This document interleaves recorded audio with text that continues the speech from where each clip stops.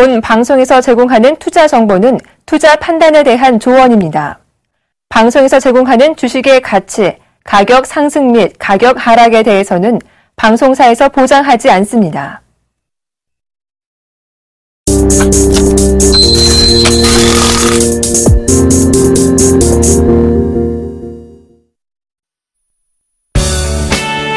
정확한 시황은 기본, 발로 뛰는 주식 투자, 숨은 흑진주 발굴의 대가, 안전성, 정확성은 물론 수익까지 이 모든 것을 원한다면 대박 플러스와 함께 기업 탐방의 원조 조민규 멘토의 발로 뛰는 주식 투자 지금 바로 공개됩니다.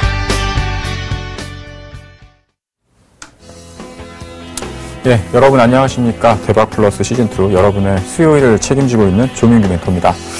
많은 분들이 스트레스를 받으시면 매운 음식을 찾곤 하는데요. 저도 매운 거 많이 좋아하는데 스트레스를 해소할 때 매운 음식을 많이 드시게 되면 위암에 걸릴 확률이 높아진다고 합니다. 특히 이제 캡사이신이라고 하는 성분을 과다 섭취하시게 되면 인체 그 자연 살해 세포에 대한 기능에 대한 어떤 장애가 또 촉발돼가지고 암 확률이 또 높아질 수 있다고 하니까요.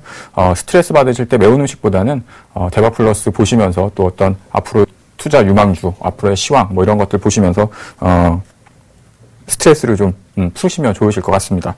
자, 먼저 포트폴리오 종목 상담 신청 방법부터 알려드리고 가겠습니다. 예, 02-3153-2611부터 2번, 예, 무료 문자죠. 013-3366-0110. 예, 서울경제TV 홈페이지 cntv.co.kr 종목 상담 신청 게시판에다가요. 기법 관련한 궁금증이라던가 포트폴리오 전 종목 상담이 필요하신 분들은 주저하지 마시고 연락 주시기 바라겠습니다.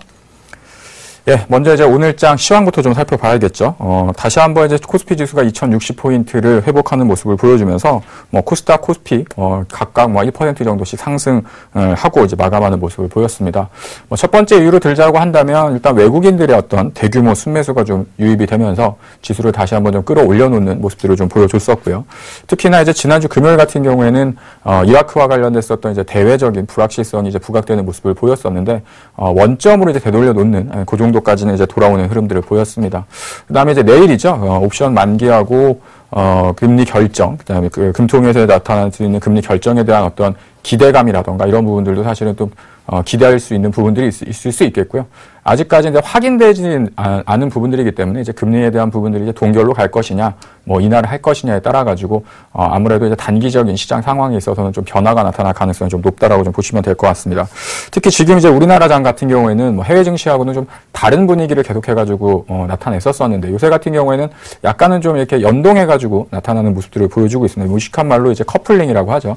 커플링 현상이 조금 두드러지게 나타나는 모습들을 좀 보여주고 있는데 아무래도, 미국이나 선진국 증시보다는 조금 더 견고한 흐름들을 좀 나타내주고 있는 모습들을 보여주고 있습니다. 그래서 해외 증시에 대한 흐름들을 좀 먼저 살펴보고요. 그 다음에 앞으로 우리나라 증시에 대한 전망, 앞으로 시장이 좀 어떤 방향 쪽으로 좀 움직일 수 있는지 살펴보는 시간을 좀 갖도록 하겠습니다. 일단 첫 번째로 지금 이제 미국 지수인데요. 미국 다우존스 지수인데 화면에서 보시는 것처럼 지수 자체가 지속적인 어떤 상승 랠리를 보여주다가 7월 말 하순부터 이렇게 약간은 좀 가격적인 조정이 좀 진행되는 모습을 보였습니다. 근데 지난번에도 말씀드렸던 것처럼 이제 추가적인 하락보다는 어느 정도 좀 바닥을 잡고 옆으로 좀 이렇게 쉬어가는 기간적인 횡보의 패턴이 좀 나타나지 않을까라고 말씀을 드렸었는데 오히려 이제 그 미국 증시 같은 경우는 지난주 금요일 날 저녁에 이제 급등을 하면서 우리나라 증시도 이제 월요일 날 그런 부분들이 이제 반영이 됐죠.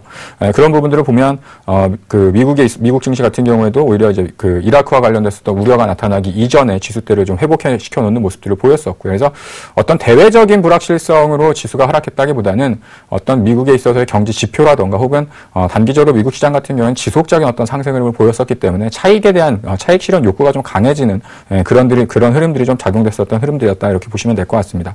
반면에 나스닥 지수는요. 상당히 좀 안정적인 모습을 좀 보여주면서 미국 같은 경우에는 박스권 하단부를 살짝 이탈하는 모습을 보였었지만 나스닥 같은 경우에 그래도 좀 견조하게 지켜나가는 지금 모습들을 좀 보여주고 있습니다. 그래서 상대적으로 지금 이제 미국 증시 같은 경우에는 다우존스도 마찬가지고 S&P 500도 마찬가지지만 나스닥 같은 어떤 중소형주 그다음에 기술주에 대한 흐름들이 상대적으로 좀 양호한 흐름들을 보여주고 있고 뉴스상에서 보여주는 그 흐름들을 본다고 한다면 고평가됐다, 쉬어가는 흐름이 나타날 것이다, 이런 전망들이 많이 있지만 어찌됐든 나스닥 같은 경우에도 견조한 상승 흐름 속에서 약간은 좀 쉬어가는 정도의 흐름이 지금 나타나주고 있습니다. 그러니까 결론부터 말씀드리면 이제 우리나라 증시 역시도 뭐 하락에 대한 위험을 크게 걱정해야 되는 부분들은 아니라는 얘기죠. 그러니까 여전히 이제 지수, 그 다음에 대형주 중심으로 했을 때는 위쪽으로 가는 방향성이 이제 맞다라고 좀 보시면 될 것 같고요. 그 다음에 어저께 같은 경우 이제 독일이 조금 그 조정을 좀 받는 모습들을 보였었는데, 독일 지수 같은 경우에도 뭐 이틀 연속 단기적으로 이제 바닥권에서 급반등을 좀 보여줬다가 어저께 같은 경우에 독일에 대한 성장성에 대한 어떤 우려, 앞으로의 어떤 경기 전망에 대한 우려들이 나타나면서 조정을 보였지만, 제가 이제 방송을 오기 전에 유럽 증시를 좀 보다 보니까 다시 조금 상승하고 있는 흐름들을 좀 보여주고 있더라고요. 그래서 일단 뭐 대외적인 불확실성이 지수에 대한 압박을 줬었지만 과거에도 마찬가지고요. 이러한 부분들은 단기적으로 봤을 때 한 3일 정도, 길면 한 일주일 정도 내에 원래 자리로서 이렇게 되돌려놓는 모습들을 보였습니다. 그래서 뭐 선진국 증시가 쉬어가고 있는 흐름들은 워낙에 이제 아시아 증시, 우리나라라던가 혹은 중국 증시에 비해서 상대적으로 좀 지속적인 상승 흐름을 보여줬었기 때문에 좀 쉬어가야 되는 흐름들이 나타나야 되는 시점이 됐었다라고 좀 보시면 될 것 같고, 상대적으로 이제 이러한 자금들이 우리나라, 그 다음에 중국 증시 쪽으로 조금씩 이렇게 유입되는 흐름들을 이제 보실 수 있을 텐데, 오늘 같은 경우에도 뭐 특별한 이유 없이 외국인들이 어떤 대규모 우리나라 주식시장에서 대규모 순매수를 보여줬던 이유 자체도 앞으로 우리나라 증시에 있어서의 추가적인 어떤 지수 상승, 이런 부분들을 좀 예상하고 이렇게 저가 매수세로 좀 유입되는 흐름들이 아닌가, 이렇게 좀 보시면 될 것 같습니다. 앞서서 보셨던 것처럼 뭐 해외 증시, 그다음에 특히나 선진국 증시 같은 경우에는 뭐 예전처럼 막 급격한 어떤 상승 흐름을 나타내기는 힘들겠지만, 그렇다고 해가지고 아래쪽으로 아주 그냥 쏟아져 내려가는 그런 패턴은 아니기 때문에 일단 여기서부터 이제 천천히 외국에서의 어떤 자금들이 이제 우리나라라던가 뭐 중국 시장, 그다음에 이머징 마켓 쪽으로 이제 유입되는 흐름들이 나타날 수 있는 그런 어떤 기초적인 자금들의 순환 정도라고 이제 보시면 될 것 같아요. 가장 중요한 건 이제 중국 증시겠죠. 최근 들어서 이제 중국에 대한 얘기들이 상당히 많이 나오고 있는데, 오늘 같은 경우에도 뭐 지표를 발표했지만 뭐 예상보다는 조금 부진했다, 뭐 이런 얘기들이 좀 나오고 있습니다. 하지만 중국 증시 같은 경우에는 지금 보시는 것처럼 단기적으로 바닥권에서부터 상당히 급등하는 모습들을 보여주고 있고요. 어떤 뭐 이라크에 대한 어떤 사태라던가 대외적인 불확실성이 시장이 아시아 증시라던가 뭐 선진국 증시를 조금 충격으로 몰아넣었던 흐름들이 있었다고 한다면, 중국 증시는 견고하게 버텨놓고 있는 모습들을 보여주고 있습니다. 그래서 지금은 약간 상승 이후에 숨고르기를 보여주고 있지만, 아마도 뭐 지금 현재 추세적인 부분이라고 한다면 추가적인 상승이 좀 나타날 가능성이 높겠다라고 좀 보시면 될 것 같고요. 특히나 이제 중국 증시가 움직이면서 우리나라 증시도 3년 내 어떤 고점이었던 2050포인트와 2060포인트의 어떤 박스권을 넘어서는 흐름들을 보여줬었기 때문에, 우리나라 증시 역시도 선진국 증시가 조금 쉰다고 하더라도 우리들의 어떤 우리나라만의 어떤 지수의 흐름만 본다라고 한다면 추가적인 상승을 기대하셔도 좋겠다라고 말씀을 드리도록 하겠습니다. 그래서 시장에 대한 어떤 지수를 좀 보면서 한번 설명을 해드리도록 할 텐데요. 지금 보시는 것처럼 오늘 이제 종가상으로 2060포인트를 이제 회복을 해놓고 마감을 하는 모습을 보였었는데, 아시는 것처럼 이제 그 이라크에 대한 지난주 금요일에 있어서 단기적인 충격들이 원래 자리로서 이제 돌아오는 흐름들이라고 보시면 될 것 같고요.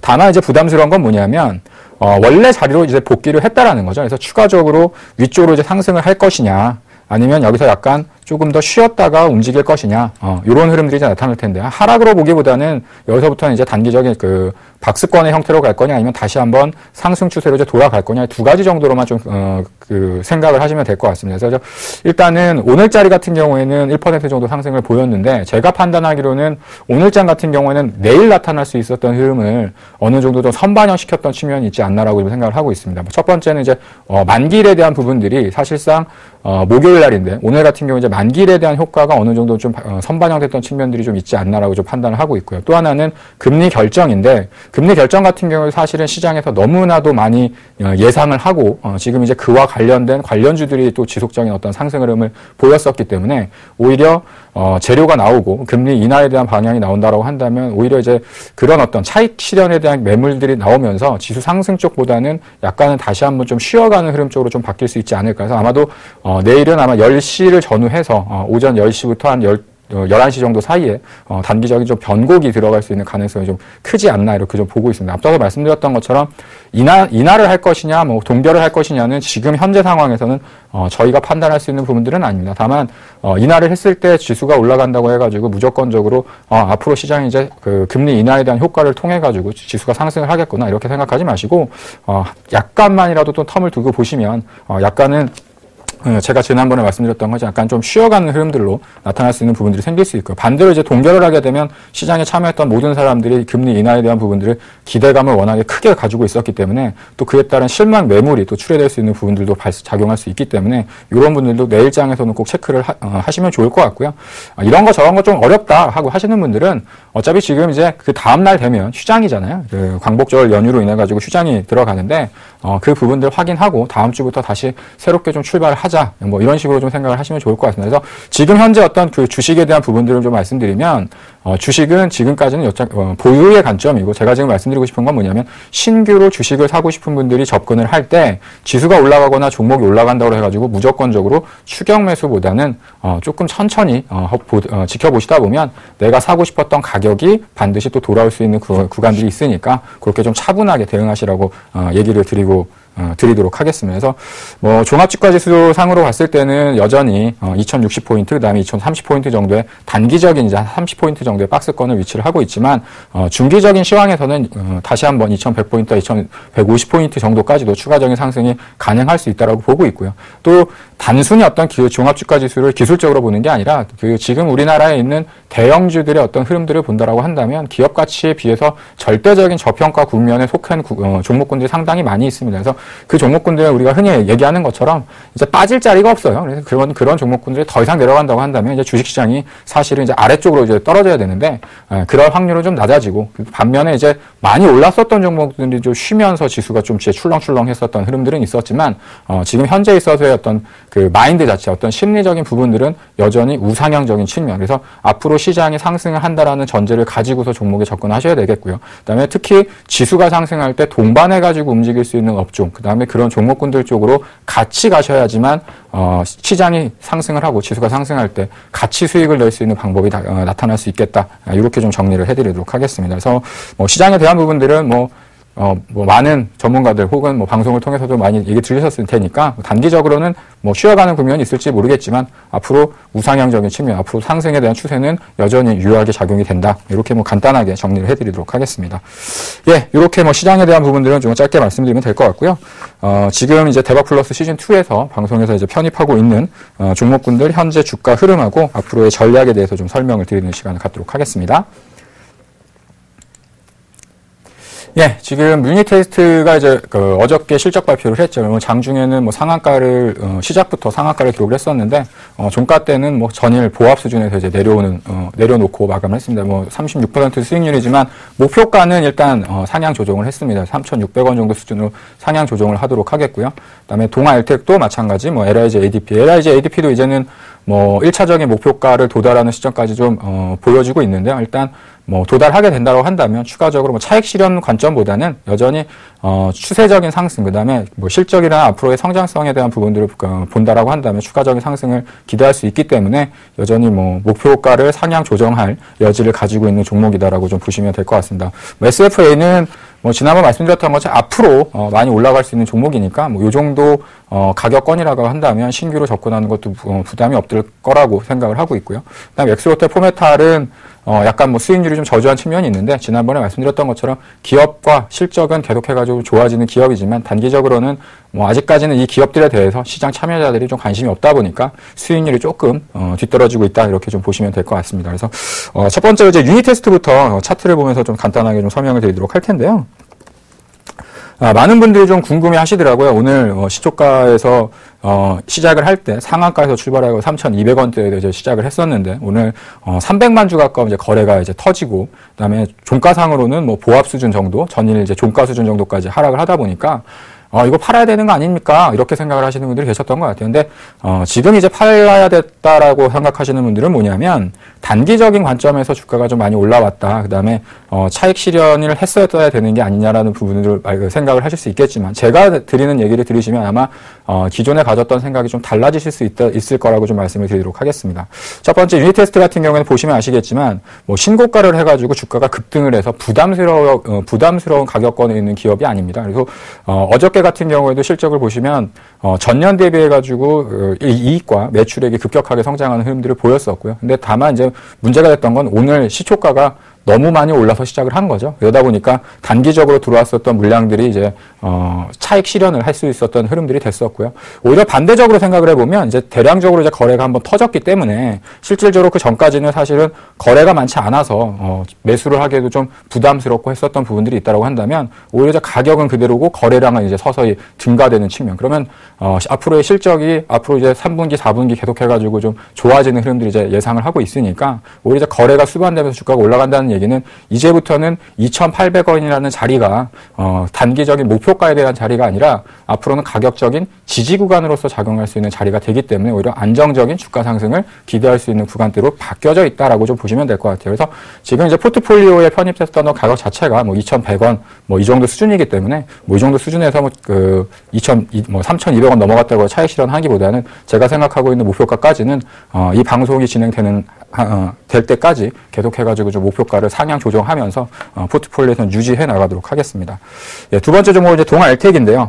지금 제가 이제 포트폴리오에서 보시면 아시겠지만 장비 업체, 그 다음에 디스플레이, 그 다음에 반도체 장비 업종을 상대적으로 좀 많이 포진을 시켜놨습니다. 그 이유는 뭐냐면 과거 같은 경우에 특히나 디스플레이 업종 같은 경우에는 한 3년 동안 2011년도 이후로 계속해가지고 어떤 그 기대감은 있었지만 실질적인 수주라던가 이런 부분들이 이어지지 못했던 측면들이 있었었는데 지금 이제 포트폴리오에 편입되어 있는 동아일텍이나 LIG ADP 같은 경우에는 국내 업체들이 그 수주를 못 냈을 때 중국으로 진출해가지고 중국 내 업체들을 가지고서 실적을 계속해가지고 증가시키는 모습들을 보였었고요. 계속 말씀드리는 것처럼 이제 올해 하반기 그다음에 내년 정도가 되면 삼성과 LG 쪽에서도 수주 OLED에 대한 수주가 상당히 확대될 거로 지금 예상이 되어지고 있습니다. 그렇게 된다고 한다면 지금 이제 동아일텍 같은 경우에도 기업에 대한 기본적 가치보다 상당히 좀 저평가되어 있는 국면이기 때문에 충분히 그 말씀드렸었던 12,000원에 대한 목표가를 도달할 걸로 기대를 하고 있고요. 그 다음에 이제 앞서서 이제 유닛 테스트에 설명드렸던 것처럼 12,000원이 끝이 아니라 12,000원이 새로운 시작이 될 수 있는 가격권이 도달할 수 있다. 그래서 지금 구간은 여전히 저평가 국면에 있다라고 좀 말씀을 드리도록 하겠습니다. 그다음에 이제 최근 들어서 이제 LIG ADP라는 종목이 조금씩 이제 올라오는 모습들을 보여주고 있는데요. 마찬가지로 LIG ADP 같은 경우는 이제 중국 그다음에 LG 디스플레이 쪽에 대한 설비 투자 증가가 된다라고 한다면 가장 큰 수혜가 될 수 있는 전공정 장비 업체라고 좀 보시면 될 것 같고요. 그래서 이런 종목군들이 지금 이제 서서히 탄력적으로 움직이기 시작하고 있다라는 얘기는 실적과 시장의 기대감이 이런 종목군들 쪽으로 움직이고 있다라는 거죠. 그리고 또 하나 중요한 건 지금 이 종목군들이 서서히 움직이고 있다라는 게 올해 안에 끝나는 것이 아니라 내년서부터 새로운 어떤 실적과 모멘텀을 받을 수 있는 기업들이기 때문에 그 이후서부터는 오히려 주가가 상당히 빠른 속도로 상승할 수 있는 가능성이 이제 커질 수 있는 종목군들이다 이렇게 보시면 될 것 같아요. 그래서 가격적으로 본다고 한다면 지금 가격만 가지고 왔을 때는 좀 올라온 측면들이 있겠지만 앞으로 그 올해 하반기 그다음에 내년에 대한 부분들을 전망을 해본다고 한다면 추가적인 상승이 좀 가능할 수 있다 이렇게 좀 말씀을 드리도록 하겠습니다. 끝으로 SFA라는 종목을 요즘 제가 계속 강조를 좀 하고 있는데요. SFA에 대한 부분들 보면서 지금 이제 뭐 매수를 좀 고려하시는 분들이 있다고 한다면 가격적인 전략을 좀 말씀드리도록 할게요. 예, 지난번에 이제 말씀드렸다가 42,000원 정도 수준이면 뭐 가격적으로 좀 싼 국면에 있습니다라고 좀 말씀을 드렸었는데 뭐 42,800원이나 42,000원이나 뭐 그렇게 가격적으로 큰 구간대는 아닙니다. 그래서 기술적으로 보더라도 단기적인 저점을 확인을 했다라는 판단이 되어지고요. 지난번에 말씀드렸던 것처럼 여기 있는 고점이죠. 45,000원대에 있는 단기적인 이제 박스권 고점만 돌파한다고 한다면 추세적으로는 5만원대를 넘어서 55,000원 정도까지는 충분히 상승이 가능할 수 있는 기업이기 때문에 지금 서서히 디스플레이 업황과 관련된 투자, 그 다음에 그런 얘기들이 상당히 좀 많이 나오고 있다는 걸 여러분들이 체감적으로 느끼실 수 있을 거예요. 그래서 이런 부분들을 본다면 상대적으로 많이 올라온 종목군들보다는 이제 서서히 바닥권에서 새로운 출발을 할 수 있는 종목군들 쪽에서는 SFA를 보시면 될 것 같고 디스플레이 장비 쪽에서는 이제 가장 대장주 역할을 할 수 있는 기업이기 때문에 이 기업의 주가가 시장 혹은 어떤 그 주가의 흐름 자체가 양호해지는 흐름이라고 한다면 그 밑에 있는 디스플레이 장비 업체들의 주가도 동반해가지고 같이 움직일 수 있는 흐름들이 발생을 할 수 있고요. 그래서 그와 관련된 디스플레이 장비 업종이 같이 움직여지면 가장 대장주 역할을 할 수 있는 기업이니까 관심 있게 보셨다가 좀 조정 시에 매수 관점으로 접근해 보시는 것도 하나의 방법일 수 있겠다. 이렇게 좀 정리를 해드리도록 하겠습니다. 그래서 앞서서 설명드렸던 종목에 대한 AS는 좀 이 정도까지 마무리를 짓도록 하겠고요. 새롭게 오늘 이제 그 방송에서 설명드릴 수 있는 본격적인 종목 소개를 해드리는 시간을 갖도록 하겠습니다.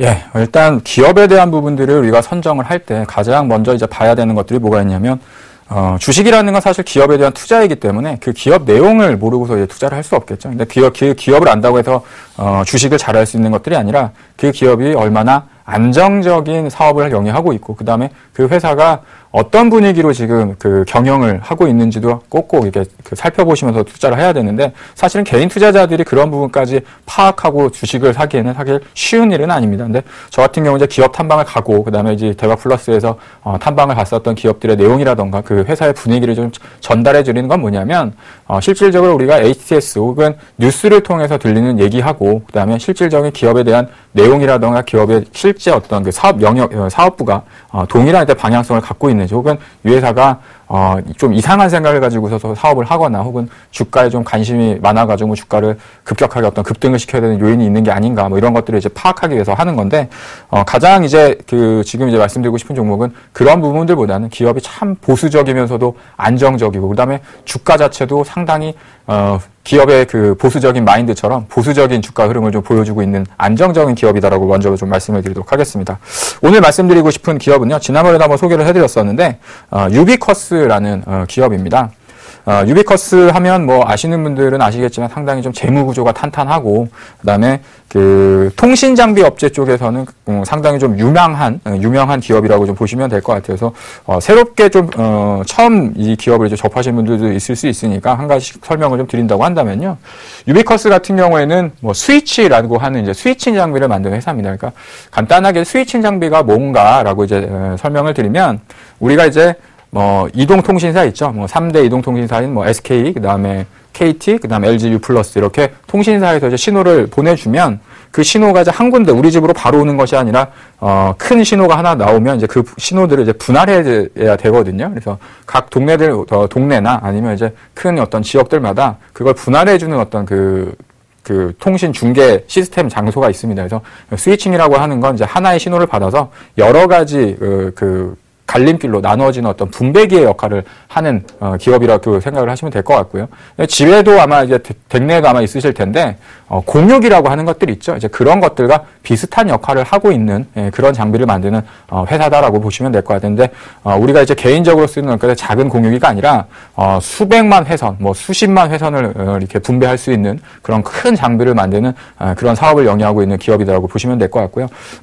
작은 것부터 이제 큰 것까지 여러 가지 어떤 이런 부분들을 하고 있는데, 우리가 이제 관심 있게 봐야 되는 건, 가면 갈수록 우리가 지금 과거에는 인터넷, 컴퓨터를 통해서 인터넷을 했었지만, 요즘 같은 경우에는 대부분 이제 스마트폰을 이용해가지고 인터넷, 그 다음에 게임, 그 다음에 그 스마트폰을 활용한 여러 가지 어떤 정보를 접촉을 하잖아요. SNS 같은 것도 많이 하게 되고. 근데 실질적으로 우리가 컴퓨터 앞에 앉는 시간은 조금 줄어들었을지 모르겠지만, 인터넷을 접속하고 접근하는 어떤 시간들은 더욱더 많이 늘어났습니다. 그 이유는 뭐냐면, 예전 같은 경우에는 책상에 앉아서 컴퓨터를 켜야지만 우리가 인터넷을 하고 정보를 볼 수 있었지만, 이제는 지하철이나 혹은 걸어 다니면서도 스마트폰을 통해 가지고 정보에 대한 검색, 그다음에 이런 어떤 인터넷들을 생활화할 수 있을 만큼 상당히 좀 사용할 수 있는 시간들이 많아졌죠. 근데 가면 갈수록 이런 용량들이 커지게 되고 한다고 한다면, 속도에 대한 부분들이라던가 혹은 이제 트래픽이라고 하는 어떤 그 장애에 대한 시간들, 전송 시간들이라던가 어떤 그런 부분에 있어서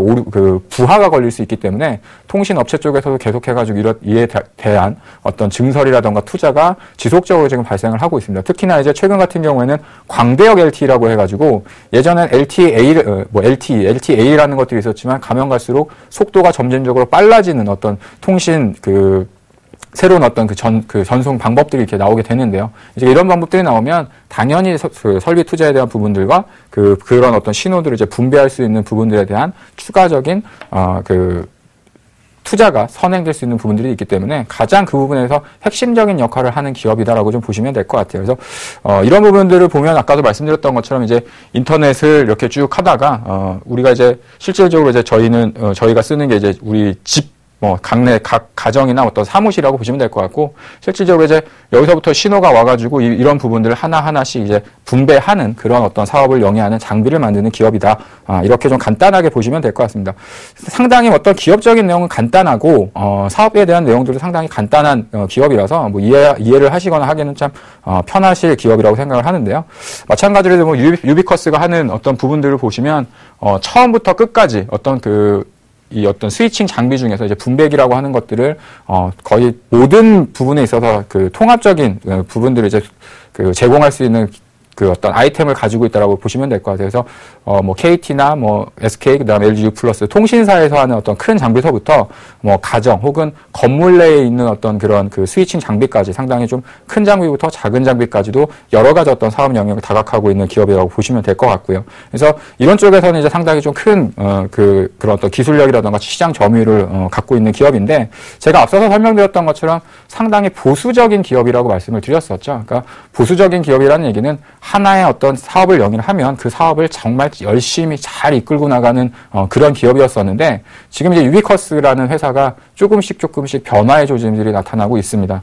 지난번에 말씀드렸던 것처럼 유비커스라는 회사는 지금 한 1,000억 이상의 어떤 현금성 자산을 가지고 있는 회사인데, 그 현금성 자산을 계속해가지고 은행에 넣어놓기보다는 앞으로 새로운 어떤 투자라던가 혹은 신규로 접근할 수 있는 사업에 대한 부분들을 찾기 위해서 유비커스 인베스트먼트라는 금융 자회사를 이제 또 설립을 했고요. 한 200억 정도를 들여가지고 가용할 수 있는 현금을 활용을 해가지고 새로운 어떤 기술이라던가 M&A를 하기 위한 어떤 그런 새로운 금융회사를 설립을 해가지고 좀 진행 중에 있습니다. 그러니까 코스닥 쪽에도 보면 뭐 어떤 금융회사, 그 다음에 투자회사를 보유하고 있는 기업들이 상당히 많은데, 최근에 보면 이제 그런 기업들도 실질적으로 투자를 잘해서 수익으로 또 연결되는 기업들이 많기 때문에 유비커스 역시도 또 하나의 어떤 새로운 그 기술에 대한 혹은 사업에 대한 부분을 탐색뿐만 아니라 이 회사가 가지고 있는 어떤 자금에 대한 여력을 통해 가지고 금융과 관련된 투자 사업을 통한 새로운 또 수익성을 기대할 수 있는 부분들로 이제 변하고 있다라고 좀 보시면 될 것 같습니다. 두 번째 이제 모바일 에코라는 건데, 지난번에도 말씀드렸고, 이제 여러분들이 최근 들어서 많이 나오는 것들이 이제 사물 인터넷이죠. 사물 인터넷. 그러니까 유비커스라는 회사는 통신망에 들어가 있는 상당히 좀 큰 어떤 장비에 대한 부분이라고 한다면, 모바일 에코라는 회사는 개인 단말기 같은 혹은 이렇게 작은 어떤 인터넷 송수신기를 만드는 기업이라고 보시면 될 텐데요. 최근 들어서 이제 사물 인터넷과 관련된 각계의 어떤 그런 어떤 통신에 대한 설비 투자, 그 다음에 어떤 기대감들이 많아지고 있기 때문에 이와 관련된 모바일 에코에 대한 수익성이라던가 앞으로의 성장성도 상당히 큰 기대를 가질 수 있다라고 좀 보시면 될 것 같아서, 뭐 이 밑에 있는 어떤 또 그 지분율 한 28% 갖고 있는 엑스게이트라는 회사도 있지만, 일단 세 가지 측면을 본다고 한다면 기본적으로 유비커스, 그 다음에 유비커스 인베스트먼트, 그 다음에 모바일 에코라고 하는 이 3사 정도가 실질적으로 유비커스를 유지하고 있는 가장 큰 어떤 세 가지 어떤 업황을 가지고 있는 기업이라고 보시면 될 것 같습니다. 그래서 과거 같은 경우에는 유비커스가 상당히 보수적이고 어떤 그 통신업계 쪽에서 통신업 자체가 원래 상당히 좀 보수적인 기업 문화를 좀 가지고 있는 기업군들인데, 실질적으로 이제 그런 부분들을 통해 가지고 상당히 좀 보수적인 역할이었다면 새롭게 어떤 성장성을 좀 고민하고, 그다음에 앞으로 이제 유비커스가 했었던 어떤 기본적인 어떤 그 장비 사업 외에 다른 쪽으로 이제 사업을 하고 있는 실천해 나가고 있는 모습들을 본다고 한다면 앞으로의 성장성도 충분히 새로운 영역으로 작용될 수 있겠다라고 보시면 될 것 같아요. 가장 중요한 건 이제 자회사입니다. 자회사가 하는 어떤 사업직을 보시면, 지금 이제 화면에 보시면 이제 뭐 LG U 플러스 단말기가 이렇게 좀 나와져 있는데요. 이게 뭐 하는 거냐면, 우리가 이제 와이파이라고 하죠. 와이파이라고 해서 뭐 커피숍이라던가 이런 데 가면 우리가 지금 일반적으로 쓰고 있는 3G, 그 다음에 LTE 이런 거 외에 댁에서도 아마 이제 와이파이를 사용하시는 분들이 많으실 텐데, 개인용 와이파이 단말기라고 보시면 될 것 같아요. 그래서 LTE망을 받아가지고 이제 와이파이로 전환시켜 놓거나 이런 것들을 통해서 데이터에 사용되는 요금을 이제 절약시키는 어떤 그런 상품인데, 이런 부분들이 이제 서서히 개인들이 어떤 그 데이터를 많이 쓰다 보니까 이런 부분들에 대한 매출이라던가 이런 부분이 통신사 쪽에서 상당히 신경을 많이 쓰고 있습니다. 간단하게 얘기를 드리면 KT에서 쓰고 있는 에그와 같은 그런 어떤 사업을 하고 있는 건데, 이 회사 같은 경우는 이제 LG U 플러스에서 만들고 있는 자그마한 단말기를 이제 판매하고 있는 그런 사업을 영위한다라고 좀 보시면 될 될 것 같아요. 이런 부분들이 뭐냐면 실질적으로 각 개, 그 다음에 뭐 어떤 그 사물 인터랙션하는 것들이 각 어떤 사물을 통해 가지고 그 안에서 이제 통신이 이루어지는 부분들을 이제 만들어 나가는 건데, 이러한 단말기들이 더 작아지고 그 다음에 이제 각 개의 어떤 뭐 냉장고라던가 뭐 여러 가지 어떤 가전 제품부터 시작을 하겠죠. 이제 그런 부분을 통해 가지고 인터넷이 되려고 한다면 이러한 장비들이 실질적으로 그 안에 들어가 있으면서 이제 실질적인 사물 인터넷이라는 것들이 형성될 수 있는 가장 근간이 되는 제품을 만드는 기업이다라고 좀 보시면 될 것 같습니다. 그 외적으로도요. LTE 산업용 모뎀이라고 하는 것들이 있는데요. 우리가 보면 이동할 때 그 카드 단말기가 요새 같은 경우에는 뭐 이렇게 음식점이나 이렇게 가보시면 그 전화선이 연결되는 게 아니라 주유소 같은 데는 이렇게 이동형 단말기 같은 것들을 쓰죠. 그래서 이런 것들도 이동을 하면서 이제 통신을 할 수 있는 작은 산업용 모뎀들을 이제 만들어 나가는데, 이런 것들이 실질적으로 우리가 얘기하고 있는 사물 인터넷의 가장 기본적인 사업에서 이제 출발되는 모습이라고 보시면 될 것 같고, 가장 위쪽에 보시는 게 참 재미있는 모습인 것 같아요. 화면은 잘 안 보실 수 있겠는데, 위에 보시면 이제 CCTV, 뭐 그 가속 카메라라던가 어떤 CCTV가 거기서 이제 녹화됐었던 부분들이 예전 같은 경우는 이제 유선을 통해 가지고 정보를 송수신했다고 한다면, 요새 같은 경우는 이제 무선을 통해 가지고 거기서 이제 촬영됐던 화면이라던가 이런 부분들을 이제 연결시켜 놓는 그러한 장비를 만드는 회사가 모바일 에코, 그다음에 그 유비커스의 자회사로 편입되어 있는 기업이라고 보시면 될 것 같습니다. 그래서 기본적으로 유비커스가 하고 있는 장비에 대한 부분들은 앞으로 이제 그 인터넷에 대한 속도라던가 어떤 증설에 대한 추가적인 증설에 대한 욕구가 나올 때 계속해가지고 어떤 매출이 증가될 수 있는 기대감을 가지고 있는 부분이라고 한다면, 이 자회사 모바일 에코가 하고 있는 사업들 같은 경우에는 개인적인 부분들에서도 사실상 이제 그 사업에 대한 부분이라든가 적용 범위가 확대될 수 있는 가능성이 있기 때문에 어머니 회사인 이제 그 유비커스가 큰 어떤 설비 투자를 될 때 큰 어떤 커다란 매출들을 만들어내고, 그다음에 자회사인 모바일 에코 같은 경우에는 이런 개개인, 그다음에 사물 인터넷 시장이 확대되면서 전반적인 어떤 매출에 대한 성장과 실적에 대한 그 개선 속도가 빨라질 수 있는 그런 어떤 사업 아이템을 가지고 있다라고 좀 보시면 될 것 같습니다. 그래서 뭐 보시면 아시겠지만 통신 장비와 관련된 뭐 전반적인 내용들 중에서도 이러한 두 가지 큰 사업을 하고 있는 기업이라고 좀 보시면 될 것 같고요. 앞서서 말씀드렸던 것처럼 이 회사가 얼마나 좀 그 탄탄한 회사냐고 이제 보시면, 기본적으로 이제 거의 무차익 경영을 하고 있습니다. 그래서 부채 비율이 거의 뭐 17% 정도 내외라고 한다면 거의 뭐 빚이 없는 회사라고 좀 보시면 될 것 같고, 그다음에 영업이익률도 대략적으로 한 15% 이상 상당히 고마진을 추구하고 있는 사업을 영위를 하고 있죠. 그다음에 순이익률도 한 18%에서 20%를 유지하고 있다라는 얘기는 실질적으로 이 회사가 사업에 대한 매출이 증가하면 돈이 계속해가지고 크게 벌어낼 수 있는 그런 어떤 아이템적인 측면, 그다음에 이익률이 높다라고 하는 건 당연히 기술력이라던가 시장 점유율이 높아서 이런 이익률들이 꾸준하게 이렇게 유지가 되는 기업 중에 하나라고 보시면 될 것 같습니다. 근데 보통 이제 이익률 같은 경우에는 편차들이 어떨 때는 이익률이 좀 좋았다가 어떨 때는 이익률이 좀 낮아지고 이러한 경우들이 발생을 하는데, 지금 유비커스 같은 경우에 보시는 것처럼 대략적으로 한 15%에서 한 18% 정도, 순이익률도 한 18%에서 20% 정도, 그러니까 상당히 효율적인 사업을 영위하고 있는 그러한 사업을 영위하고 있다라고 좀 보시면 될 거예요. 당연히 부채 비율이 낮기 때문에 뭐 이자 비용이라던가 이런 부분들이 없으니까 이익률이 당연히 좋을 수밖에 없겠죠.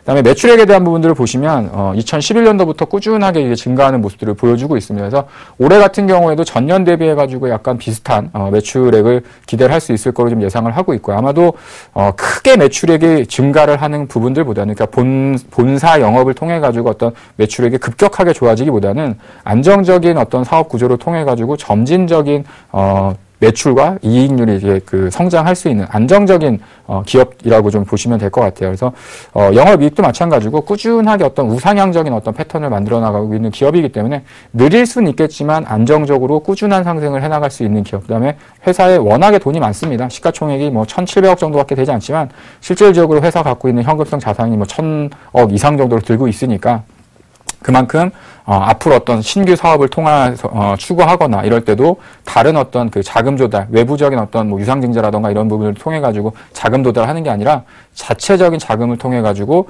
어떤 사업적인 부분에서 또 새로운 신성장 동력 발굴 뭐 이런 것들을 또 추구할 수 있는 기대감이 또 남아 있기 때문에 여전히 돈도 잘 벌고 돈도 많은 안정적인 기업이다라고 설명을 드리도록 할게요.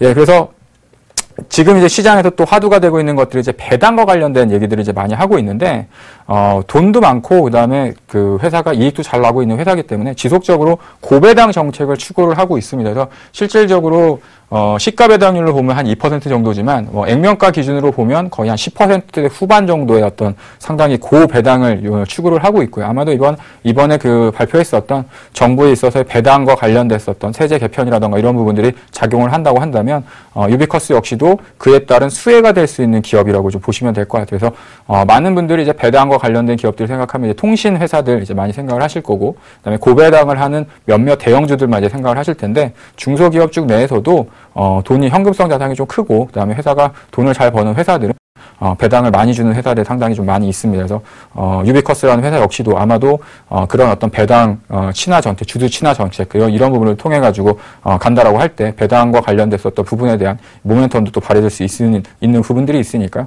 회사가 주가가 오르지 않는다면 배당이라도 많이 주는 회사를 갖고 있는 게 아무래도 안정적이겠죠. 자, 그래서 이제 결론적으로 이제 투자 포인트를 간단하게 좀 설명을 해드리도록 할 텐데요. 앞서서 말씀드렸던 것처럼 이제 본사에 대한 매출은 아주 급격하게 그 매출이 늘어나거나 이러기에는 이제는 어느 정도는 좀 그 시점은 좀 지났다. 하지만 이제 자회사가 꾸준하게 이제 외형 성장을 추진을 하면서 과거 같은 경우에는 이익이 조금 이렇게 둔화되는 흐름들, 좋지 못했던 흐름들이었었지만 어느 정도 이제 실질적인 매출이 이제 발생을 하고 이익에 대한 부분으로서 이제 긍정적인 순형적인 이제 그 흐름으로 이제 바뀌었던 흐름들로 보시면 될 것 같고요. 가장 중요한 건 이제 1천억 이상의 이제 현금성 자산을 보유하고 있다라는 겁니다. 아마도 이제 이 정도 규모의 어떤 그 회사 중에서는 한 1천억 정도의 어떤 현금성 자산을 가지고 있는 회사들 많지는 않을 텐데 아마도 상당히 큰 현금성 자산을 또 가지고 있는 부분들이 이 회사의 어떤 안정성을 또 증명해 줄 수 있는 기업이라고 보시면 될 것 같고요. 이제 가장 계속해가지고 말씀드렸던 보수적인 기업 운영. 그러니까 상당히 기업 자체가 보수적이기 때문에 딴짓을 안 하고 이렇게 허튼 짓을 해가지고 회사가 좀 크게 흔들리거나 이러한 부분들로 작용되기는 않는 어떤 안정적인 어떤 재무 안정성을 또 갖고 있는 기업이고요. 그다음에 실질적으로 실적도 잘 나오고 실적 대비도 상당히 좀 저평가된 기업이기 때문에 충분히 주가 상승 여력이 남아 있는 기업이다라고 보시면 될 것 같습니다. 그다음에 이제 앞으로 이제 무선 인터넷, 그다음에 스마트폰, 태블릿 PC 등등등 해가지고 이제 지금은 속도에 대한 얘기들이 많이 하고 있거든요. 과거에는 이제 가입자들에 대한 증가를 우리가 얘기를 했다고 한다면 이제 속도에 대한 얘기들이 지금 많아지고 있기 때문에 속도가 늘어진다는 얘기는 빨라진다는 얘기는 설비 투자가 증가될 수밖에 없는 그런 이유를 가지고 있다라고 좀 보시면 될 것 같아요. 그래서 배당도 좋고 회사가 돈도 잘 벌고 그다음에 돈도 또 많이 들고 있고 근데 그럼에도 불구하고 기업이 실질적인 실적보다 저평가돼 있다. 그럼 당연히 주가는 올라가게 되겠죠. 자, 목표 주가에 대한 부분들을 좀 설명드리도록 하겠습니다. 현재 시가총액이 오늘 기준으로 봤을 때 1,736억 원인데요. 1차적으로 제시해드릴 수 있는 목표 주가는 한 2,500억 정도까지는 달성이 가능하지 않을까 이렇게 좀 말씀을 드리도록 하겠습니다. 그래서 12,500억 정도의 그 시가총액으로 한다면 기업에 대한 가치로 환산을 했을 때 주가로 보면 대략적으로 17,900원 정도 되니까요. 1차적인 목표 주가는 12,000원 정도로 제시를 해드리도록 하겠고요. 현재 어떤 주가 흐름하고 차트를 보면서 현재 주가 위치를 좀 설명드리도록 하겠습니다. 예, 유비커스 같은 경우에는 최근 들어서 약간 좀 쉬었다가 다시 한번 이제 좀 7,000원 후반대부터 바닥을 좀 잡고 좀 다시 한번 좀 올라가려고 하는 모습들을 좀 보여주고 있는데요. 지난번에 방송했을 때 당시 가격하고 비슷한 구간 정도의 위치를 하고 있는 것 같아요. 그래서 지난번에 이제 포트폴리오에서는 한번 제외됐던 적이 있었었는데 오히려 지금 구간대 지금 한 7,600원 정도에서 1차적인 저점을 확인했다고 좀 보시면 될 것 같고요. 단기적으로 이제 8,500원 정도에서 8,800원 정도가 보시는 것처럼 가격적인 저항, 박스권 구간으로서 작용될 수 있는 좀 가능성은 있어 보입니다. 하지만 기업에 대한 안정성과 그다음에 실질적인 배당, 그다음에 기업에 대한 실적보다 저평가된 도를 본다라고 한다면 지난번에 형성됐었던 9,500원, 작년도 이제 8월 달인데요. 이 정도 구간은 당연히 돌파가 될 수 있을 거라고 보여지고요. 가장 이제 상장 후에 가장 높았었던 게 이제 1,300원인데 앞으로 회사는 계속 좋아지고 돈은 잘 벌고 있고 회사의 유보율이 지금 높아지고 있기 때문에 지난번에 형성됐었던 1,300원 정도를 돌파하는 건 시간 문제라고 좀 판단이 되어집니다. 그래서 1차적으로 이제 매수가는요, 8,100원 정도, 오늘 종가에서 왔다 갔다 하는 8,100원 정도 보시면 될 것 같고요. 목표 주가는 앞서서 설명드렸던 것처럼 시가총액 2,500원. 그래서, 목표 주가는 12,000원 정도 제시해드리도록 하겠고, 손절가는 좀 넉넉하게 잡았습니다. 약간 이 방송 프로그램 자체가 일주일에 이렇게 한 번 정도씩 나와가지고 하는 프로그램이다 보니까, 장이 흔들릴 때 이렇게 손절가 터치하고 하면 종목이 남는 게 없더라고요. 그래서 손절가는 7,000원 정도로 좀 넉넉하게 잡아서 내일장에 8,100원 전후에서 편입을 한번 시도를 해보도록 하겠습니다. 자, 유비커스에 대한 부분들은 뭐 이렇게 해가지고 설명을 드리면 될 것 같고요. 지금 이제 이 시간이 되면 기다리시는 분들이 계실 것 같은데 포트폴리오 종목 상담 시작을 해보도록 하겠습니다.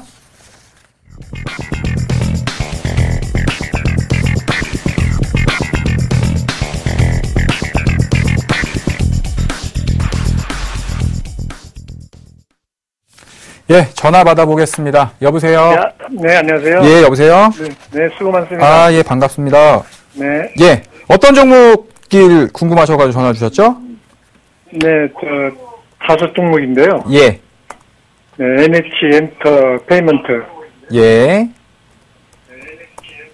NH엔터, 그 다음에 대림산업, 네. 예, 대우조선해양, 위메이드, 새우글로벌, 이렇게 5 예, 예. 종목 가지고 계시네요. 네네. 예.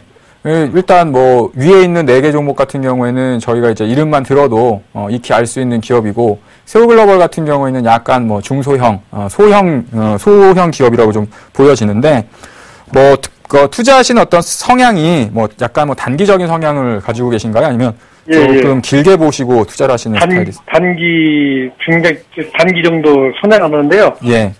또 종목에 따라서 또 중단기 갈 수도 있고 그러거든요. 아, 그러니까 근데 엊그저께 NHN이 한 예. 이틀 동안 폭락을 해가지고 예. 그게 제일 걱정이 되네요. 아, 예, 알겠습니다. 일단 뭐 NH엔터부터 한 종목씩 좀 살펴보도록 할게요. 일단 그 매수하셨던 가격이 76,900원, 77,000원 정도의 매수를 하셨어요. 네. 예. 근데 이제 그 NH엔터 같은 경우에는 뭐 아시겠지만 NHN하고는 좀 다른 길을 가고 있죠. NH엔터 같은 경우 상장 이후에 주가가 좀 상승을 했었는데 NH엔터 같은 경우에는 이제 분할 상장 이후에 주가가 계속 해가지고 좀 안 좋은 모습들을 보였었습니다. 근데 오히려 지난번에 제가 그 단기적으로 좀 실적에 대한 부분들하고 이런 부분들이 나오면서 주가가 좀 하락을 했을 때 이제부터는 좀 저점을 좀 확인했다라는 좀 판단이 들어져요. 그래서 기본적으로 이 회사의 어떤 기본적인 기업 가치에 준하는 정도까지 주가가 한번 내려와서 오히려 지금 같은 경우에 한 65,000원 정도, 6만 한 초반대, 6만 원 초반대 구간은 어느 정도 지켜놓을 수 있지 않을까. 추세적인 어떤 반전에 대한 시그널들이 좀 나온다라고 해야 되나? 신호들이 좀 나오고 있다라고 좀 보시면 될 것 같아요. 그래서, 일단 대신에 뭐 기업에 대한 어떤 성장성이라던가 이런 부분들이 두드러졌다고 한다면 현재 뭐 주가가 이런 형태로서 내려오진 않았을 것 같은데요. 그래서 목표 주가에 대한 부분들을 말씀을 드리면 기술적으로 한 85,000원 정도 구간까지는 1차적으로 좀 반등이 가능하지 않을까 이렇게 좀 판단이 되어집니다. 그래서 1차적으로는 뭐 8만 원 초반과 뭐 이 정도까지는 단기적인 좀 저항 매물을 받을 수 있겠지만 조금 더 기다리신다고 한다면 85,000원까지는 충분히 좀 추가적인 좀 상승이 가능하지 않을까 이렇게 좀 판단이 되어져요. 다만 이번에 형성됐었던 이 저점이 82,500원인데 82,500원을 하회했을 경우에는 그러니까 그 밑으로 내려갔을 경우에는 주가가 올라올 때도 시간이 좀 걸리고 주가가 조금 더 밀릴 가능성이 있거든요. 그러니까 네. 손절가만 직전 저점이었던 62,500원 정도 좀 지켜나가시고요. 지금 현재로 봤을 때는 뭐 지난번에 하락했었던 부분들을 다 상쇄시킬 만큼 다시 이제 회복이 됐으니까 그 정도 가격권은 어느 정도 좀 저점이 확인되었다라는 판단이 좀 되어집니다. 다만 주가가 막 시원하게 어떤 상승으로 가기보다는 이제부터는 조금씩 이제 위쪽으로 올라가는 힘들이 이제 작용될 수 있으니까 85,000원 정도에 대한 목표가를 가지고서 보여 나가시면 뭐 그 정도까지는 충분히 상승이 좀 가능하지 않을까 이렇게 좀 말씀을 드리도록 할게요. 그다음에 두 번째 종목은 대림산업이네요. 예, 지금 매수하신 가격이 85,000원. 그래도 대림산업은 수익권에 있으십니다. 예, 대림산업 같은 경우에는 뭐 기업에 대한 기본적 가치로 봤을 때는 한 13만 원 정도 되는 회사예요.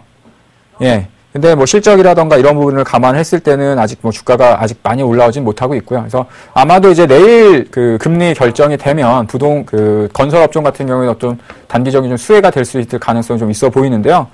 뭐 대림산업 같은 경우는 걱정 마시고 매수가 밑으로 안 내려오면 보유해 나가셔도 될 것 같습니다. 그래서 뭐 분위기가 이쪽 업종으로도 이제 관심들이 좀 많아지고 있기 때문에 1차적인 목표가는 10만 원 정도 말씀드리도록 하겠고요. 그다음에 손절가는 매수하셨던 가격, 익절가 정도, 그래서 85,000원 정도로 손절가, 익절 가격으로 설정을 하셔가지고 10만 원 정도까지는 충분히 도달이 가능하지 않을까 보유 의견 말씀드리도록 하겠습니다. 예, 대우조선해양이네요. 네. 예, 대우조선해양 같은 경우에는 지금 매수하셨던 가격이 26,850원. 예, 매수하셨던 것보다 한 10%, 한 7% 정도 밑으로 좀 내려와 있는 모습인데, 지금 최근 들어서 조선업종 같은 경우에도 바닥권에서 좀 탈출 신호는 좀 나오고 있는 것 같아요. 지난번에 현대중공업을 필두로 해가지고 한번 조선업종이 계속해가지고 좀 급락을 맞는 모습들을 보였었는데, 그 중에서 보면 대우조선해양이 실적적인 부분에서는 가장 좀 양호한 모습을 좀 보여주고 있습니다. 그래서 지난번에 형성됐었던 저점을 하회하지 않는다라고 한다면 보유 의견 말씀드리도록 하겠고요. 다만 목표 주가에 대한 부분들은 좀 높이 말씀드리기는 좀 어려운 것 같아요. 지금 현재 국면에서. 그래서 목표 주가는 28,000원 정도를 말씀을 드리도록 하겠고요. 손절가는 지난번에 형성됐었던 최저점이었죠. 23,600원. 그러니까 지금 만약에 똑같은 관점으로 이 자리를 깨고 내려가면 한 번 더 아래쪽으로 내려갈 수 있는 확률이 높으니까 손절가만 좀 지켜줘 주시면서 보유 대응하시면 될 것 같고, 목표가는 일단 매수 가격보다는 좀 더 올라갈 수 있을 것 같습니다. 그래서 28,000원 정도 목표가 말씀드리도록 할게요. 그다음에 위메이드 살펴보도록 하겠습니다. 위메이드도 뭐 실적에 대한 부분들보다는 주가가 약간은 좀 높은 위치에 있어요. 그래서 이 역시도 뭐 높은 어떤 그 주가 상승을 좀 기대하기는 좀 어려울 것 같고요. 다만 이제 다음하고 카카오가 합병을 했을 때 실질적으로 이제 위메이드가 가지고 있는 카카오 지분에 대한 기대감이 좀 남아 있는 부분들로 이제 보시면 될 것 같은데, 기술적으로 본다고 한다면 4,500원 정도를 일단 1차적인 목표가로 말씀을 드리도록 하겠고요. 손절가는 37,500원 정도. 그래서 매수하셨던 가격보다 조금 더 내려오면 그때는 좀 정리하셨다가 다른 종목으로 좀 갈아타는 것도 괜찮을 것 같습니다. 현재는 지금 바닥권에 좀 올라오고 있는 측면이 있기 때문에 45,000원 정도 목표 주가로 설정을 해드리도록 할게요. 자, 그 다음에 이제 마지막 새우 글로벌인데요.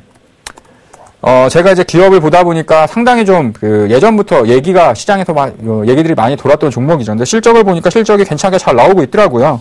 그래서 예전에 가지고 있었던 조금 안 좋았던 그런 어떤 기업에 대한 생각보다는 실적적으로만 본다라고 한다면 목표 주가 한 15,000원 정도까지도 보유하셔도 될 것 같다라는 좀 생각이 되어집니다.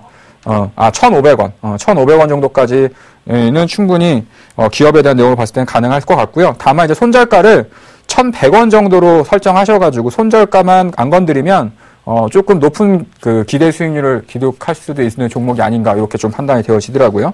그래서 세우글로벌도 마찬가지로 보유 의견 말씀드리겠고, 목표가는 1,500원, 손절가는 1,100원 제시를 해드리도록 하겠습니다. 예, 야, 좋아요. 이렇게 해가지고 네. 종목에 대한 부분들 설명 드렸는데, 예, 도움이 좀 되셨나요? 예, 도움이 안 되셨나요? 네, 도움이 되겠습니다. 예, 알겠습니다. 잘 메모해 놓으셨다가 목표가 그다음에 손절가 잘 지키시면서 안정적이고 꾸준한 수익 많이 만들어내시길 바라겠습니다. 예, 네, 전화해 주셔서 감사합니다. 네, 수고하세요.